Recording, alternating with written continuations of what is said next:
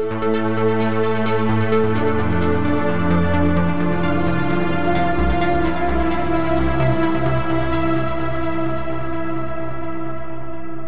and welcome to the Sensibly Speaking podcast.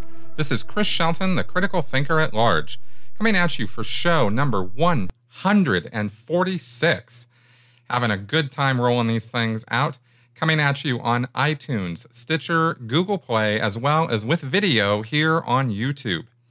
I had mentioned earlier this week on Twitter that I was going to be doing, or was thinking about doing a podcast this week about the situation at the border with the kids and the cages and all this kind of stuff.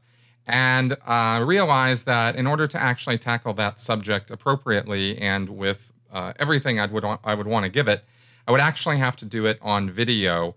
And I don't count on my Sensibly Speaking podcast to be something that is watched on video on YouTube only. It's after all, this is a podcast, and it's meant to be listened to. And I can't show memes or debunk them or show statistics and that sort of thing.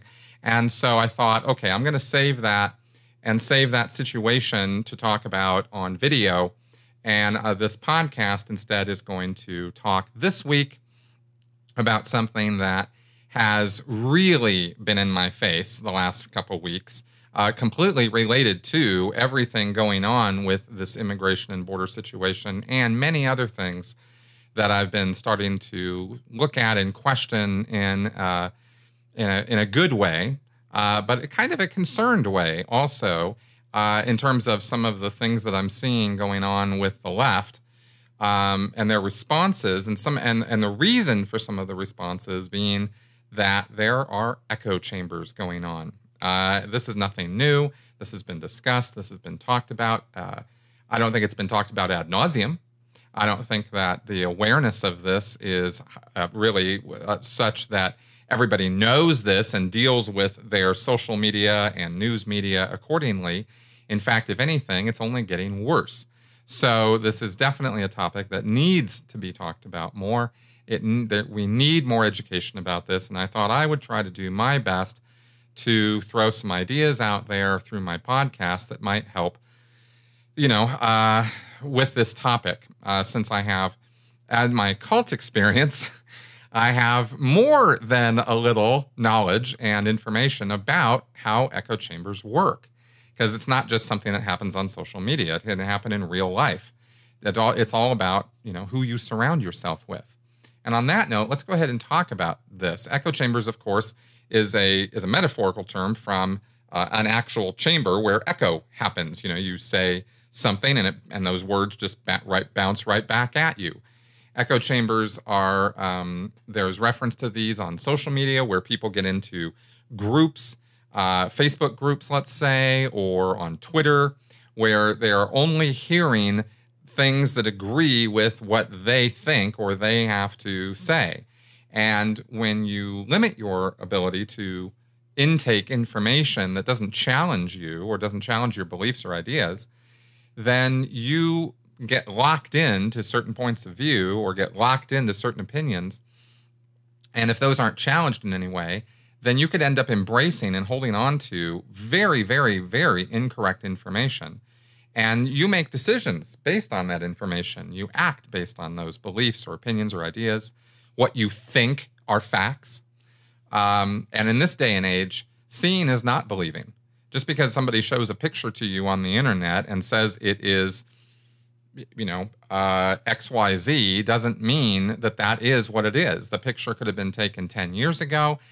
It could have been photoshopped. Video nowadays is wholly unreliable as news evidence of some kind and we've seen this. We've seen many, many examples of this on all ends of whatever spectrum you care to look at, on almost any issue you care to look at. So seeing's not necessarily believing, and we have to be more careful now than ever before about how we form our ideas. Echo chambers, unfortunately, are very comfortable. They are amazingly comfortable. They do your thinking for you. You don't have to work. You don't have to exert any effort at all. You don't have to question anything. You don't have to wonder as to what the truth is. When you're in an echo chamber where other people are agreeing with you, where you agree with them, where everything is just, this is how the world is, and of course it couldn't be any other way, well, this just makes life very easy.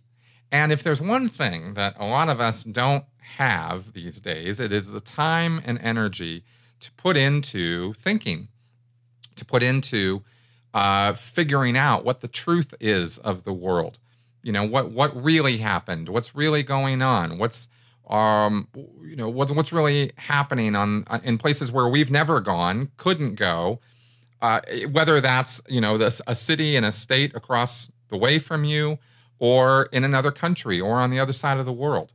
So we're burdened by the fact that we have to rely on the relay of information from distant places in order to get at the truth of something. Even things that are not so distant places, but especially so with those. And so we lock ourselves into people that we think we agree with and who see the world the way we see the world, at least initially. And we then start sharing ideas through social media, or we start inflowing information, news, pictures, video from news sources that we think are telling the truth, because, of course, we think that our worldview is the truth. It's the one that matters. It's the one that's important to me. It's how I see things, and as long as the people who are telling me things also see things the way I do, then of course they're telling the truth. Of course. This is of course, I'm talking about bias here, but this is just natural to our thinking. Now, here's the thing. This is just one step away from how cults work. And I'm not saying that we're all living in cults. I'm saying that this is one step away from how cults operate when it comes to something called information control. Steve Hassan put together something called the BITE model, and that is for behavior, information, thought, and emotion control, okay? And information control is a powerful mechanism. If you control the information that goes to a person or a set of people, you pretty much control their thinking, and you pretty much can control their emotions, and you therefore can control their behavior. This is not any small thing. This is huge. And this is the bread and butter of cults. This is how they work. This is how they get people, in their clutches, so to speak. And I honestly think that you guys listening or watching this right now, I think that this kind of information is one of the reasons why Scientology is a subject in the media, and why my channel, for example, is gaining popularity. I mean, I just continue getting subscribers on my channel, and I love it. It's wonderful, because it means more and more people are looking for more and more critical thinking, and they're looking for information beyond the salacious or naughty bits of Scientology. And you can go to TMZ, you can go to Celebrity Media, you can go to the E channel or something, and you can get very salacious, very oh my God, I can't believe they did that sort of news. But when you come to my channel, you're going to get a deeper look, and I think that there is kind of an underlying uncertainty out there as to what to think and how to think. And I think that the fake news, the concerns about fake news, I think are part of this, but I think it's more than just not trusting our media sources. Social media is a huge concern for people these days, because it is, the way that it can, if it goes beyond cat videos for you, if you're using social media as a source of news, and according to statistics, many of us are, then it can be and should be concerning to watch things like the Pizzagate conspiracy get promulgated, or the idea that, giving your kids vaccinations is tantamount to dipping them in toxic waste. I mean, I see articles like this come across my feed all the time. fad diets, pseudoscientific cures. I mean, anything and everything that could possibly be wrong with you can definitely be cured by something you'll find on the internet. So this is a problem, and I think people are trying to figure out how to deal with this. They know, they suspect, or they know that something's not quite right, but they don't know exactly what, and they don't know exactly what to do. So let's talk about a little bit of this. There's a quote here from The Guardian, actually. There was an article recently. It says, this proliferation, quote, this proliferation of urban myths and conspiracies would perhaps be laughable if it weren't so uniquely dangerous. An estimated 61% of millennials garner news primarily through social media. But in the process, we trigger algorithms that curate our feeds. These cherry-pick things with which we are likely to agree, and jettison information that does not appear to fit our preferences, often at the cost of accuracy and balance. As the Knight Center observed in 2016, through social media, professional and other qualified news is mixed with unchecked information and opinions. Rumors and gossip get in the flow. Okay, end quote on that. Continue the Guardian quote. They also noted this tended to increase political polarization and warned, people may be losing the skills to differentiate information from opinion, end quote. And that was a December 4th, 2017 article in The Guardian. And also, of course, I think the interest in my channel and similar things and Scientology and that sort of thing also has to do with an interest in extremist thinking. We see extremist thinking all the time. We think terrorists, we think cult members, but all you got to do is look around on your social media and you'll see plenty of examples on all ends of the spectrum of extremist thought. Now, I thought I'd point out in terms of relating this back to cult or destructive cult characteristics, there's a few of them that I have been seeing recently that have been concerning to me. Let me throw a couple at you, and you tell me in the comments what you think about some of these.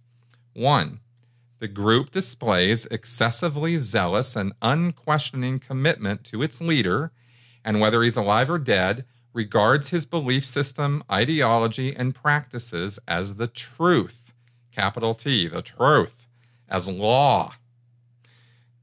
Okay, I have seen plenty of excessively zealous and definitely unquestioning commitment to certain ideologies, certain leaders, certain ideals. And it is perfectly acceptable, of course, to have strong values and to have a strong belief in your values. But unquestioning commitment, zealotry, these are not good words to be using when we're talking about how we think about things or whether we follow somebody. Gurus are not a good thing to have in your life, whether they're political, religious, or any other field of your life. Another characteristic from my destructive cult checklist from Janja Lalich and Michael Langione, they are the ones who actually put this together. Questioning, doubt, and dissent are discouraged or even punished. Now, of course, this in the social media world would be unfriending you, or worse, when we see on Twitter or we see on social media that there's trolling campaigns, there are campaigns carried out against people who speak of a differing opinion to somebody. There are organized activities to ruin those people's lives. We've seen this again on all ends of the spectrum, and it is ugly every time it happens. It's quite shocking, actually, how invasive some people feel they have the right to get when they feel that they're on a tear about taking somebody out because they don't agree with what he or she has to say or has done or thinks. These are not the earmarks of a civilized, rational society, and yet we see this. I mean, I don't think I don't think it's too much of a stretch. I'm sure if any of you have been paying any attention at all to any level of social media, you will see this. And of course, this also happens throughout the news media. The next characteristic, the group is elitist, claiming a special, exalted status for itself, its leaders, and members. And this goes hand in hand with the next one, which is the group has a polarized us versus them mentality, which may cause conflict with the wider society. Now, this gets interesting because you have, historically speaking, you have a number of marginalized groups and minority groups who have been persecuted merely because they existed. This is not acceptable behavior. You can point to any number of these groups. As some of these groups have gained equal footing or have gained rights and have gained recognition, which is a good thing, almost universally, this has been positive social change. Yet, this kind of us versus them thinking and the elitist thinking enters in when we get extreme on these groups. Again, left and right. And because I'll talk about the religious right and the evangelicals just as much as I'll talk about the more extreme forms of feminism or some of these other groups on the left. I mean, both ends of this are not, there's no innocence on this. We're talking about human beings. And the human beings act pretty crazy sometimes. And any group can get zealots. It can get a lunatic fringe developing. There are simply some people who are unstable in some ways, and they have they get part of some of these groups or some of these ideals that they glom onto, and then things get really oddly ugly very, very quickly. So we want to watch for that. That's the kind of thing I'm talking about here. I'm not talking about anybody who has an idea. I'm talking about extremism here.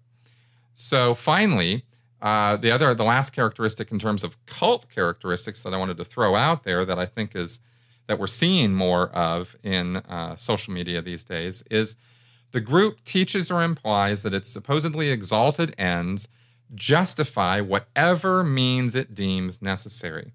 This may result in members participating in behaviors or activities they would have considered reprehensible or unethical before joining the group.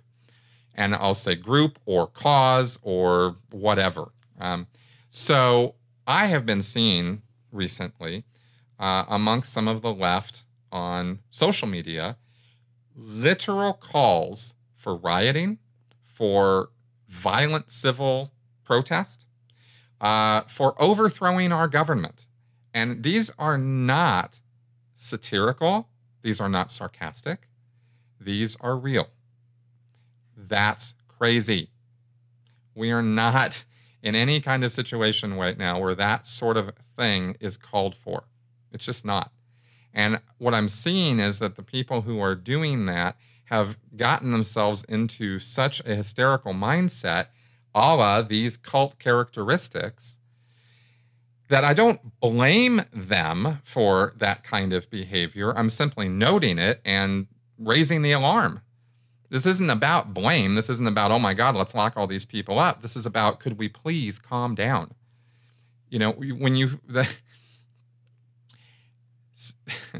There's a saying on the left that I've heard more than once from journalists on MSNBC. I've heard Chris Hayes say this. I've heard Rachel Maddow laugh with him about this. I have seen this on social media, on my Facebook page. I have seen this in print media. And that is, the truth seems to have a left-leaning bias, which of course is a rather smug and extremely arrogant statement that the left has the truth on their side more often than the right. Well, they can pat themselves on the back about that, but what I have found is that the truth tends to have a calming effect. When you get the whole truth of a situation, when you get like the whole picture, it tends to chill me, at least, out. I will speak for myself here, and maybe some of you have experienced this and maybe not. But I'm going to say that if I am frantic about something, if I'm feeling hysterical about something, if I'm feeling upset or antagonistic, or I want to go shoot somebody, or I want to go hurt someone because of some injustice that I feel is happening in the world. And of course, there are plenty of injustices that happen in the world. But when I get the whole picture of what's going on, when I take the time to look at not just some specific random, incident of violence or some incident of injustice, but if I step back and I look at the whole picture, and it takes time to do this, unfortunately, and we're not well served by the media because they don't give us the whole picture, at least cable news media specifically. They're so interested in sound bites and now updates and giving you, the latest information that has to have your attention right now, that they don't ever seem to step back and give you the full picture. And every time I've gotten the full picture of something, it tended to chill me out, because then I could understand what was actually happening, and I wasn't involved in the franticness of the moment and the emotional upheaval of the moment. This was actually the reason why we changed the whole format of the Sensibly Speaking podcast, and I came up with Sensibly Speaking 2.0, because I was spending my time with Ruth, and who's my great friend of mine, and I love her to death. And this was in no way reflecting on her. This was me. I was the one creating this. We were going over the news of the day, and I was responding, and she was responding to these news reports, which were, by definition, incomplete reports, because they were breaking news. They had just happened in the last day or two or three. And when you're doing a response, time-sensitive kind of podcast, you don't have the ability to have the full picture, because the full picture hasn't developed yet. It takes weeks or even months of investigation on the part of the police, the government, authorities, whoever it is that we're talking about, in order to get and develop that full picture. So breaking news is often frantic and hysterical and emotional and high impact, and it sets your teeth on edge. It sets you, oh my God, something has to be done about this. And when you get the bigger picture, you find out that actually things are being done about it. Things have been done about it. Sometimes, of course, not all the time. There are injustices in the world, and there are bad things that happen to good people, and we should be rightly concerned about those. So I don't mean to paint with a black and white brush or give the impression here that, every time there's bad news, it's unjustified that we, react to it. However, our reaction should be tempered by the fact that we don't have all the facts. We don't know all the information.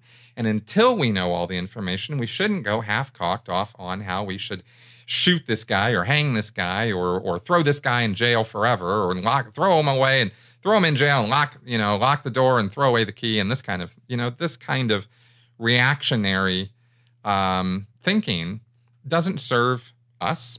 And it doesn't serve the society as a whole, I think. And I don't know that I'm the only one seeing this. In doing some research for this today, I came across a Deadline article from today, as I'm recording this here on Friday the 22nd, from Sarah Silverman, actually. She has noted herself this echo chamber phenomenon that has overtaken the United States. She said, quote, "We're all living in echo chambers. You think that your Twitter is giving you fair and balanced news, but you curate it."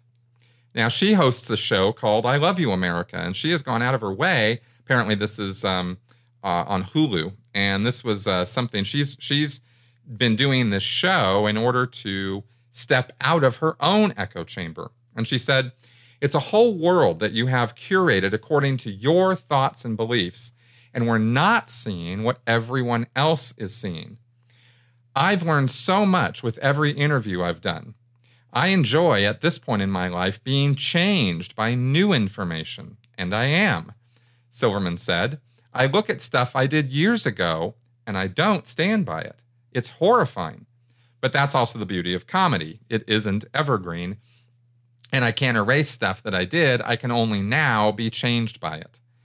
Well, I would say the same thing. I can't look back at everything that I've ever said on this channel and the 500 plus videos that I've produced and say I stand by every single thing I ever said, because that wouldn't really be very good critical thinking, would it? It wouldn't really show much development on my part if I thought the same way that I thought 5 years ago. If I said the same things now that I was saying 5 years ago, I don't think too many people would be very interested in what I had to say.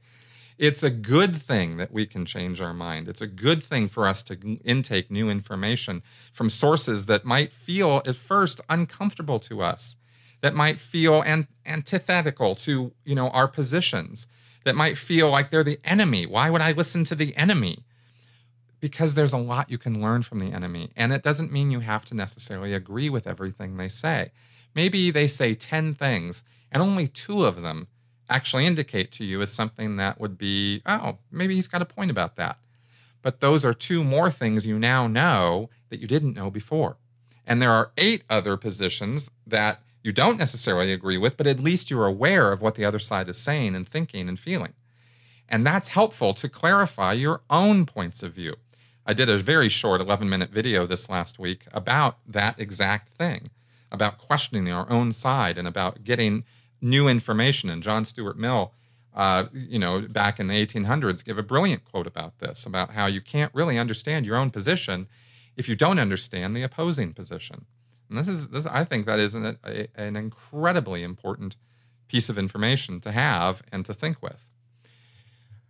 In 1996, MIT researchers Marshall Van Alstyne and Eric Bjornfolsen, I'm guessing at that name, warned of a potential dark side to our newly interconnected world. Now, this is all the way back in 1996. These 2 MIT researchers, these are a couple smart cookies. And they said, quote, individuals empowered to screen out material that does not conform to their existing preferences may form virtual cliques. Virtual meaning computer cliques, okay? Not virtual as in almost. So they may form virtual cliques, insulate themselves from opposing points of view, and reinforce their biases. Internet users can seek out interactions with like-minded individuals who have similar values and thus become less likely to trust important decisions to people whose values differ from their own, end quote. Van Alstyne and Bjornjolfsson dubbed this fracturing of the online community cyber balkanization. Ominously, they warned that the loss of shared experiences and values may be harmful to the structure of democratic societies as well as decentralized organizations, end quote. And I agree with that 100%. It just occurred to me the other day in a conversation that maybe, just maybe, all these crazy ideas, this variety, this diversity of ideas that fly back and forth every day across the cybersphere and in real life.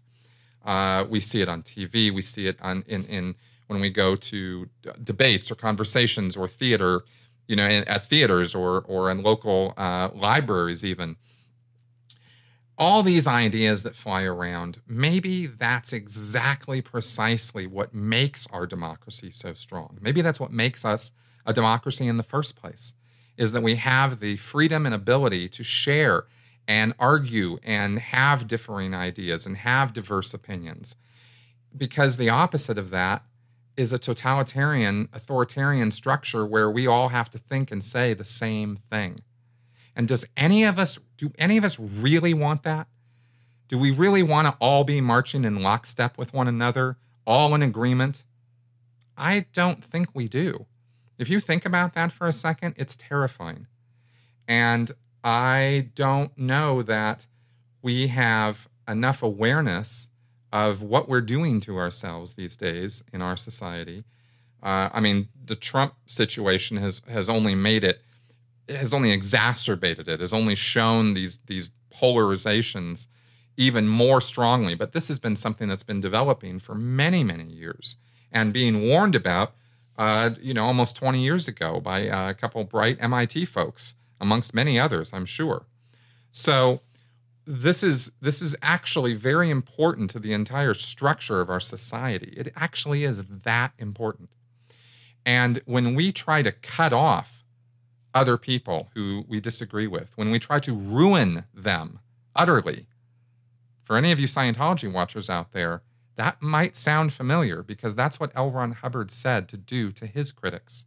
Ruin them utterly. That's cult thinking. That's a destructive cult leader's advice as to what to do about people who were critical of him. And Scientology carries that out. And we all look at that at the fair gaming of what goes on to Scientology critics and former members, and we go, my God, who would do such a thing? How could that happen? Why would the government let that happen? Well, guess what? We're the ones who let that happen. We're the ones who do that. And all of us are capable of it. And if you think you're not, I invite you to please take a look in the mirror and have an honest conversation with yourself about just what you are capable of. Because it's not like cult members or extremists on any side of any issue are not human beings. And it's not like all of us are not capable of falling into that way of thinking on some issue that we feel particularly passionate about, feel very strongly about, and are absolutely certain that we have the truth on our side. So we have to go deal with all those people who don't have the truth on their side, and we got to change them. And if they won't change, we have to destroy them.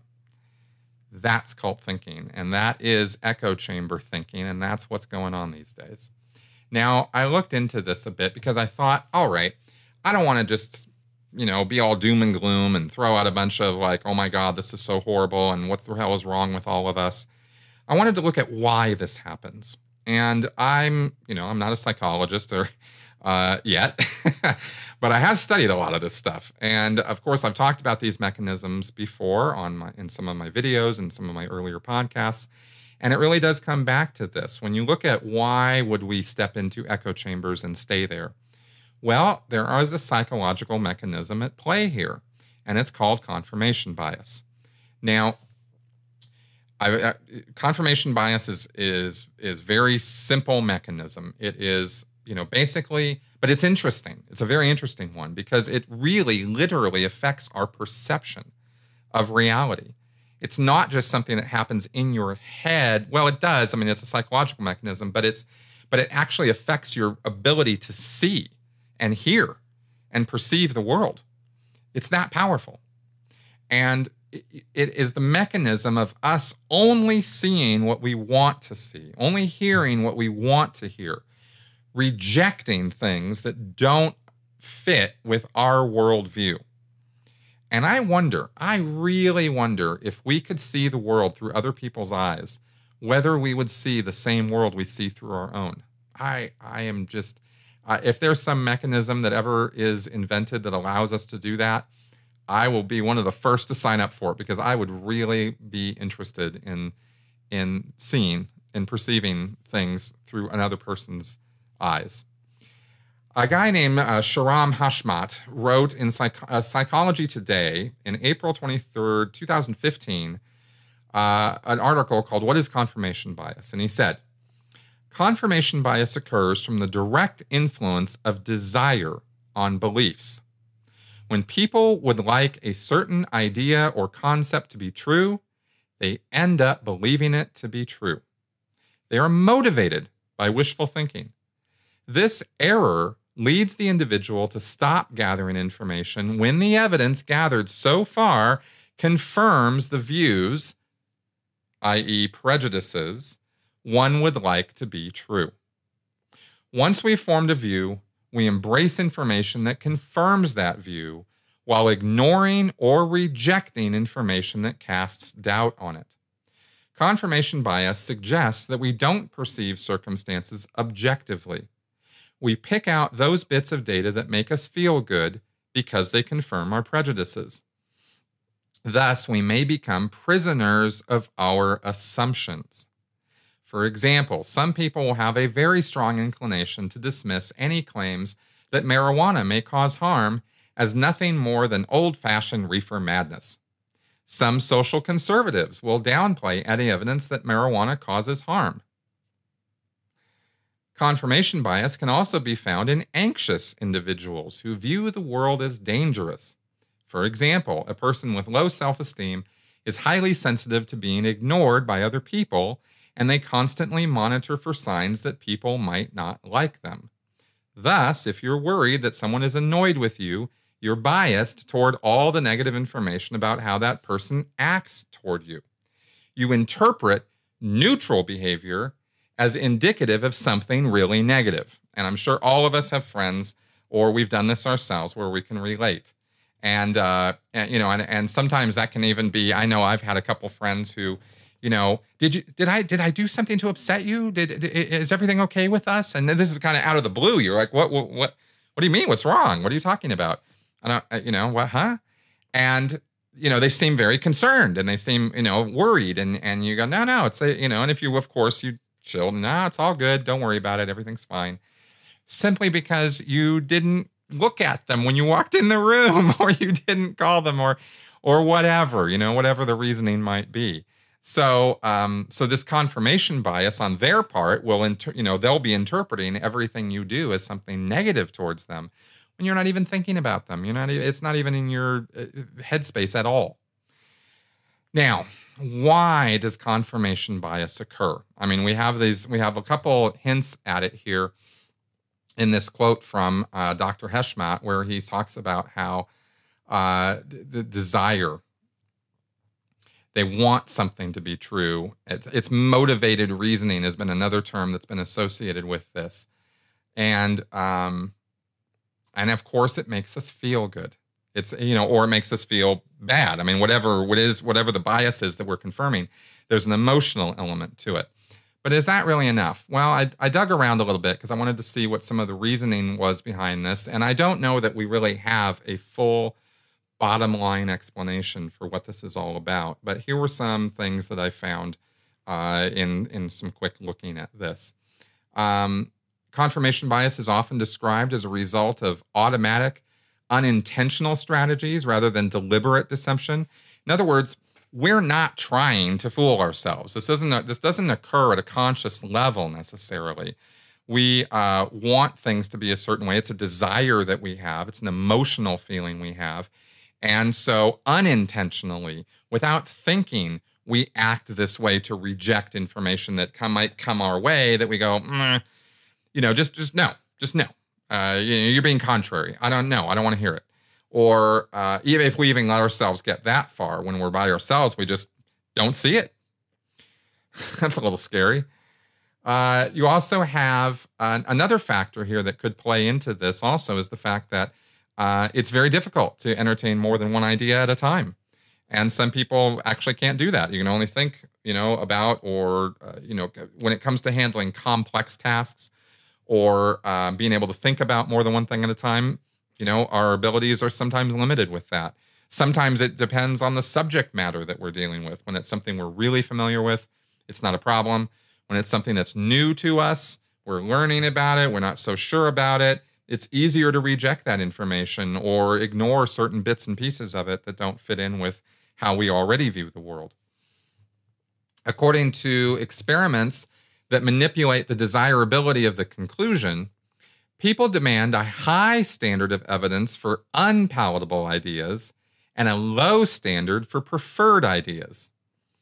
So, and of course you see this all the time on social media when you challenge somebody's ideas and they go, well, show me the proof of that. Well, where's the evidence of that? Whereas if you agreed with them, the standard would be much lower. You might cite some article that agrees with them and they're not even going to look at it. Oh, yes, of course, absolutely, that's true. And so, and of course, all the logical fallacies start kicking in too. You try to suggest, for example, that they might want to read this article on climate change because this might show that actually, there's a lot of scientific consensus on this, and the person just rejects it out of hand because, oh, that's New York Times. They never tell the truth. And so they're just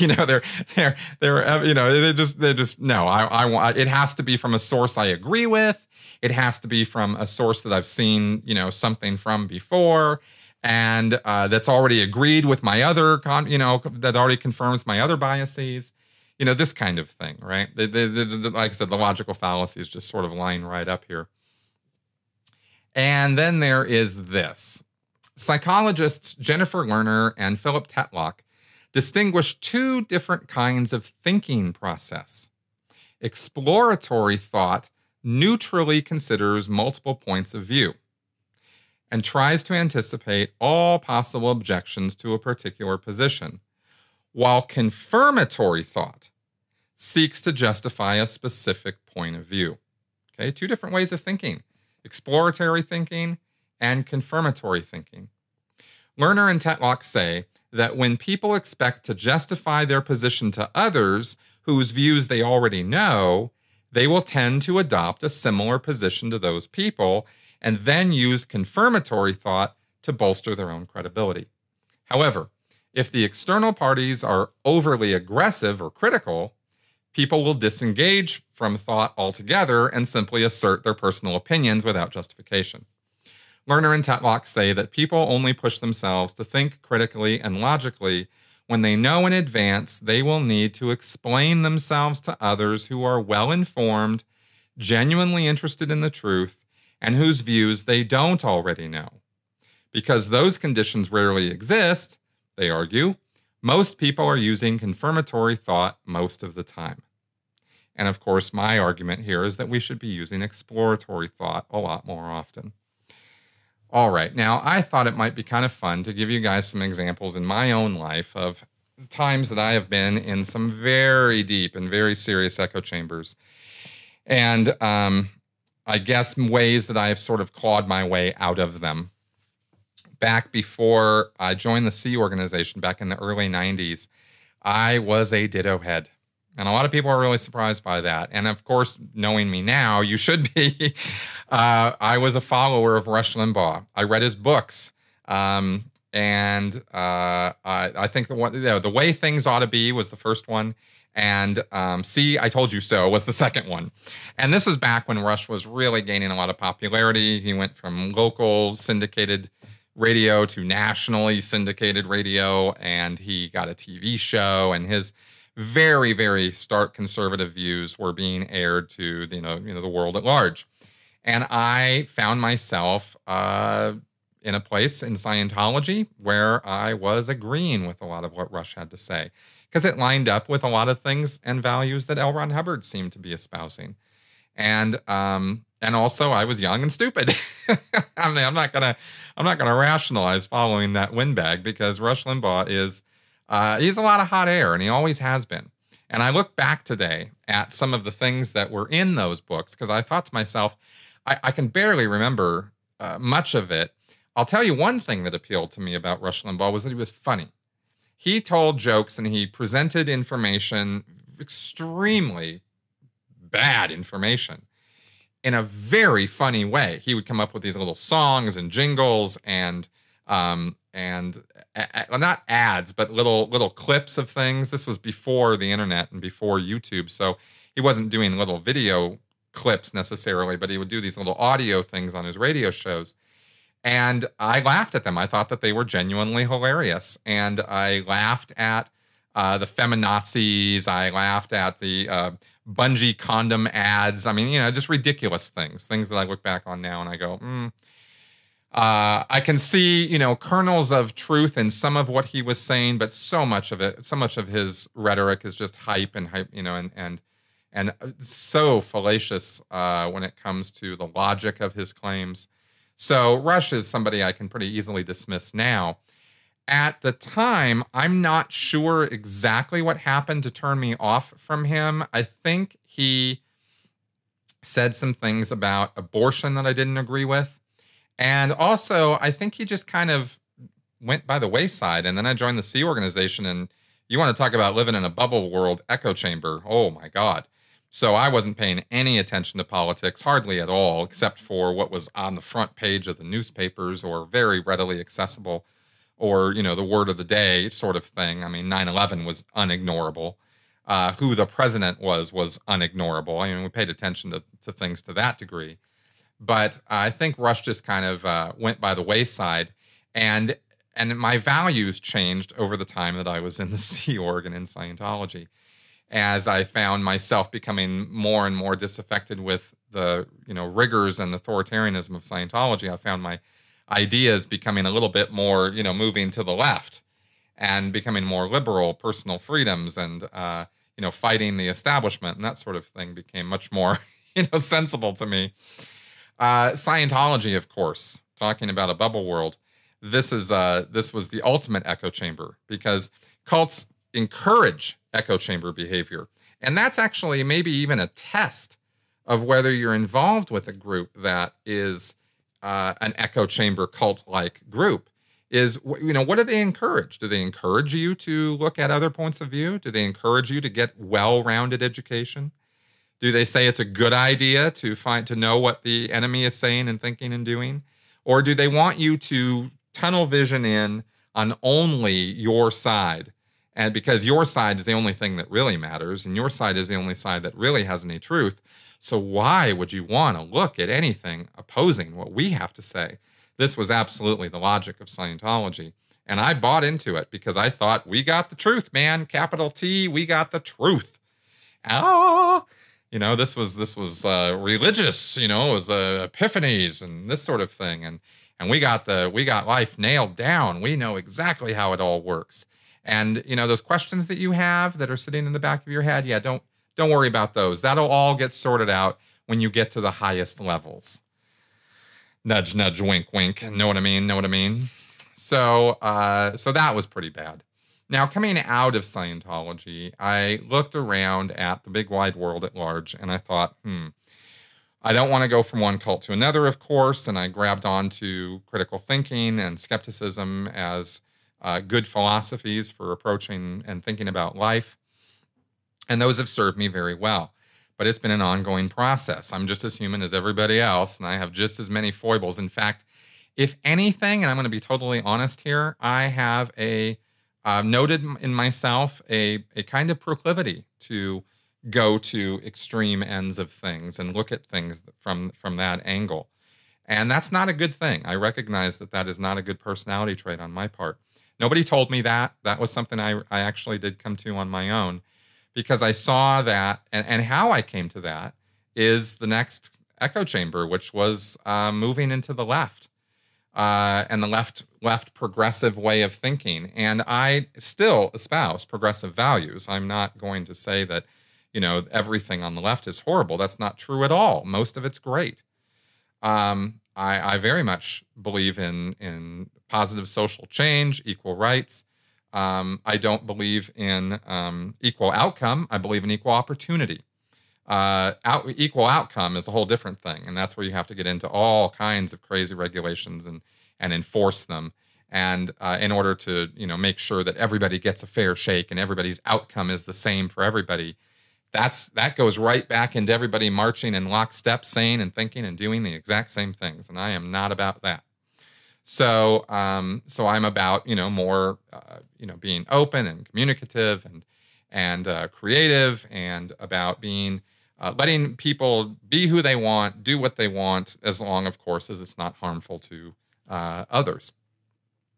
And this, of course, very much includes free speech. Well, what I started seeing in my own world of the left, and of course I juxtaposed myself with the right and with conservatism, a position I used to hold, so I understood some of it, and I still said that, well, I'm fiscally conservative, and I didn't really give too much thought to what that meant. And I thought that, there were certain things, of course, that people on the right hold as valuable and as important. And I could agree with some of those things. But I thought mostly I'm leaning more towards the left. But as I leaned more and more and more to the left, as I went further along on the spectrum, I started seeing things that were making me a little uncomfortable.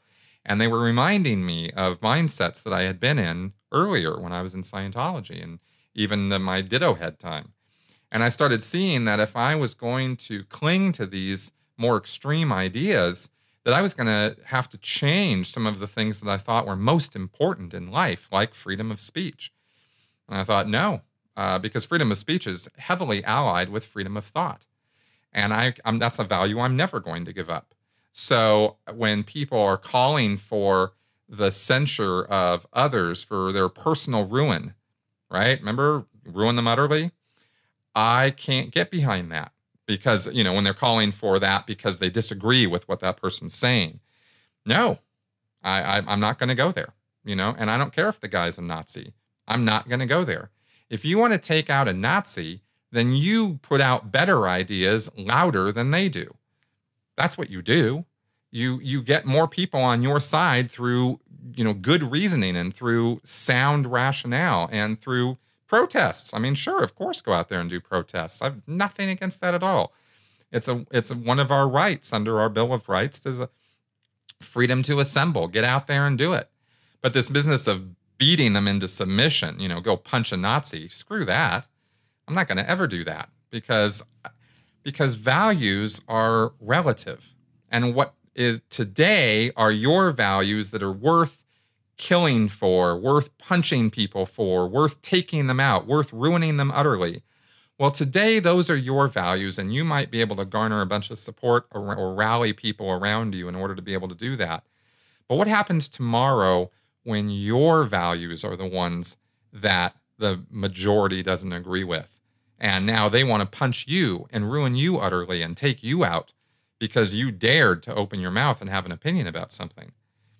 When the shoe's on the other foot, suddenly things get very uncomfortable. And this is a fact that people on the extreme end of the left refuse to look at because they're so sure that they're right and no other possible way could possibly ever be right. And that's what I started seeing that made me go, whoa, I got to back away from this. This is not what I'm about. And I've been seeing other people doing that too, and we'll get to that. So I also found, let me say this. I started seeing as I was backing away from some of these more extreme elements on the left, that the people who were not so extreme, and this is actually important, the people who are my friends, the people who I interact with, the people who I get along with, when I started pointing this out, they said, "You're full of shit. You're wrong. That's a fringe element. That's a very small minority. We don't think that. We don't think that that's true. That's no big deal." Excuse me? Freedom of speech is a very big deal. And if I'm going to put out there that there are people on our side who want to curtail anyone's freedom of speech, who want to destroy people because they espouse views that are different from the extremists, if I point this out and your reaction to that is, that's no big deal. Who cares? Yeah, that bothers me, but there's just a couple people doing that. And I go, yeah, no, actually, this is a bigger problem than you think. See, they don't see the problem because when they're in a left-wing echo chamber, they're only hearing from people on the left. And they're not going to be hearing voices that are critical of people on the left. And so they're not exposed to how big of a problem this is. And it is a very big problem. It is rampant in our universities. And this is a big deal because these are future generations we're talking about. And this has already been going on for decades. So it's a big concern to me. And I raise this up and I get told, what's the big deal? So I then say again, no, this is a big deal. Hey, let's talk about this. And then I start losing those friends because they think I'm talking insanity. They think I'm crazy. They think I've gone off the deep end or something. And I go, wow. Or they just stop talking to me at all. And I thought, this is very interesting. Because it's not just the extremists that the extremists have the extreme views, but their influence goes all the way across the spectrum. And the more mild elements on the left, the more, the people who are actually able to carry on sane, rational conversations and just want a good world where people can get along, which is, most of my friends, they don't see this problem and they won't look at this problem. And so I have to look at them and go, I think there's a little bit more to this echo chamber than I thought there was. And I started looking at this phenomenon, and that's what prompted me to make this podcast. Because I saw that I'm not alone in this. It's actually happening on the left and it's happening on the right. It's happening on both ends. Everything I've been saying so far is not just a left-wing problem. And if you've been watching this and thinking that I'm finally tearing down the left and I'm moving over to the right, then you're not quite tracking with where I'm coming from on this. I'm using my recent experiences with the left as a problem that is actually a problem on all ends of every spectrum. On the left, there's a guy named Dave Rubin, who I came across pretty fast in Google searches on this because he had a left-wing talk show that he was doing, that he still does, called The Rubin Report. And he said about a year or two ago that he had to separate himself in the same way I'm talking about right now. And he's been joined by many other people who previously called themselves left-wing, but now they don't really know what to call themselves. They can't call themselves Democrats because the Democratic Party doesn't seem to at all be aligned with their worldview or their progressive values. And they can't really call themselves the left anymore, at least not over as far left as they were, because, therein lies some pretty crazy activity and some pretty crazy behaviors. So they feel a little out on their own. And that's kind of in the direction where I'm moving. And if anything, I'm going to, you're going to start calling this being more centrist. But that's, again, these are all relative terms, because what's conservative here in the United States, I'm told, is fairly liberal in Europe or something. I don't know. I always get those confused because I don't live in Europe and I don't understand European politics. So I only speak in terms of, what I can really understand and get my wits around are American politics. So I have to use American political terms in order to talk about this stuff. But I noted in researching this and in looking into this in order to put this podcast together that conservatives are also doing this exact same thing with the Republican Party, and it's been going on for a long time before Trump even came around.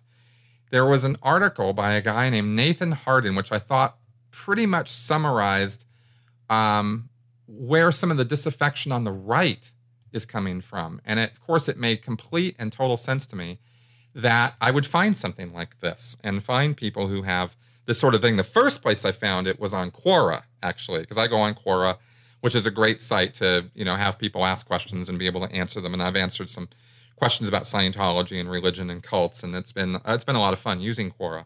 And I always learn the most fascinating things there. Well, the other day, I saw a guy who said, I'm conservative, but the GOP does not represent my values in any way, shape, or form, so I can't call myself a Republican. But I do hold conservative values. Well, Dave Rubin, on the opposite end of the spectrum, says, I'm a classic liberal. I'm not, a liberal in the sense that these extreme leftists call themselves liberal. I can't use that label anymore because that's not what I am. So I found it interesting that it was on the other side. And here's an article from this 2010 by Nathan Hardin, and he writes, Hey GOP, here's a wake-up call.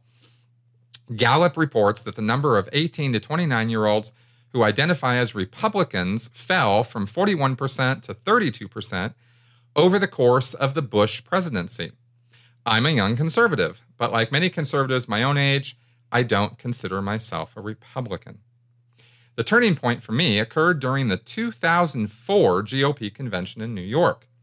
I was a student at the time and had finagled a press pass for the week under the auspices of my college newspaper. One night during the convention, there was a huge party hosted by Representative David Dreyer from California, dubbed Dreyer's Big Apple Martini and Bowling Party. My friends and I vowed to crash it. Dreyer's party was held in a bowling alley in Greenwich Village. Above the bowling lanes on the 5th floor was a nightclub called Pressure Lounge. It was when I reached this area that my eyes beheld the evening's surprise entertainment. My 13-year-old fantasies materialized before my eyes. There was a pole dancer writhing around in black lingerie to the accompaniment of Billy Squier tune, The Stroke. When a pole dancer's performance is paid for by the quote-unquote party of family values, it's a strange thing indeed. I'll never forget the open-mouthed look on the faces of an elderly couple standing next to me. They had left a tidy ranch house in some quiet suburban town in order to come to the Republican convention, and they never imagined it would end in a striptease. Up until that night, the Republican brand had carried, for me, a connotation of moral superiority. Afterward, I realized my naivete. Republicans had quite a decade. The Wilsonian mire in Iraq, an enormous prescription drug entitlement program straight from the Great Society playbook, careless deficit spending. By the time Roberts and Alito came around, you weren't allowed to like Bush anymore. For a long time, I refused to believe that our leaders had authorized torture. But Cheney and his apologists made that disbelief impossible to sustain when they openly advocated waterboarding. The ticking time bomb scenario, they argued, justified extreme measures in the defense of the country. But they forgot what it was about the country that made it worth defending in the first place. By the time Sarah Palin hit the scene, I realized just how cynical the party had become.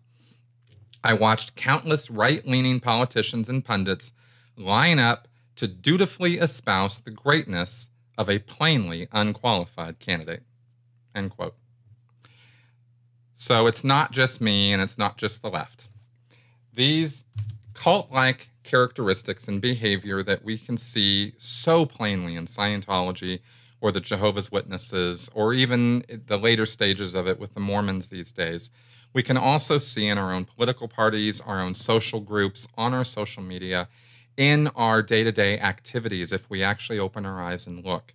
And I invite everybody out there to please open your eyes and look, because it's out there to be seen. And its influence will only be lessened or eradicated to the degree that you and I stand up and say something about it and stop behaving like we're little cult members.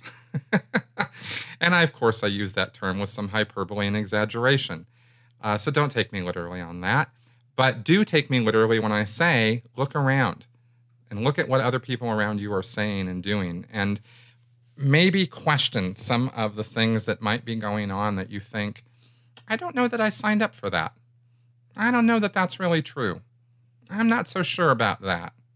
And one question will lead to another, and it'll lead to another.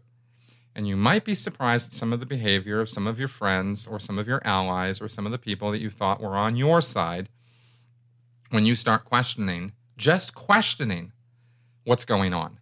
Not even taking a stand and saying this is horrible and wrong, because that can be hard. It can be damn hard.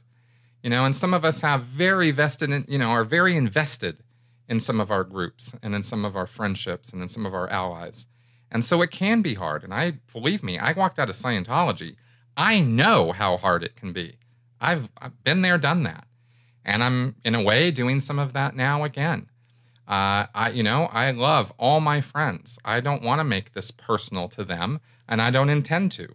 And I'm not going to, go the route of, if you think X, then unfriend me. If you think X, then we can't be friends anymore. Because I think that kind of thing is the exact extremism that I'm trying to rally everybody against. So with that in mind, I hope that you found this podcast somewhat informative, somewhat entertaining, and somewhat educational. That was its intention. I am more than happy to entertain any comments or criticisms or questions you might have about this. Put them in the comments section on my YouTube channel or at sensiblyspeaking.com. Thank you very much for coming around this week and listening to what I had to say, and I will see you guys next week. Bye-bye.